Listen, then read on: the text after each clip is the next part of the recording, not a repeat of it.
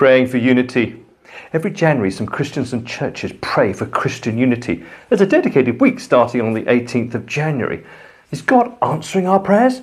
Well, he may desire unity. Indeed, on the night before he died, Jesus prayed for our unity, that they may be brought to complete unity.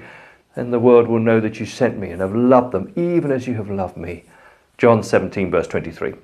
Jesus' prayer for our complete unity is rooted in his desire for the world to know he's Saviour and Lord. It's a battle, a spiritual battle, I suspect, since the dawn of the church. It didn't take long, Acts 15, for the first council to be called to discuss a possible split in the church. And even in one of the last to be written New Testament letters, 3 John, there's clear evidence of splits. Diotrephes, who loves to be first, will not welcome me, spreading malicious nonsense about us. Dare I say it were ever thus, particularly over heresies, but even more so once since being Christian was permitted in 314 AD with the Edict of Milan. There were several universally recognised councils afterwards which tried to keep the church together. Dare I say Christian leaders were ever like Diotrephes, who loved to be first. It's hard to list all splits, but major ones include the schism in the 5th, 6th century as monophysite churches separated. Then in 1054, Catholic and Orthodox split. Then in the 16th century, Catholic and Protestant. And then Protestants. Well, the splits and schisms go on and on. How many denominations are there now? Up to 50,000 is a best guess.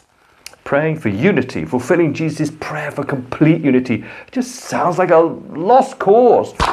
Probably so if I think of structural unity, a formal coming together in a joint enterprise. Oh, that has happened in recent decades, usually due to persecution, political clout, or merging to avoid decline.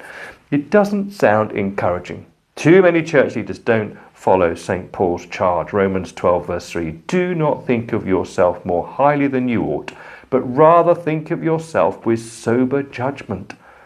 But all is not lost on praying for Christian unity. I'm encouraged by the church leaders in our city, and perhaps where you live too, that despite our differences, we gather to pray together, encourage one another, and work together to bring God's goodness and gospel to our city. Now that makes relational unity worth praying in the spirit of Jesus' prayer. Will you pray so this year? If you enjoyed this, please like, share and subscribe.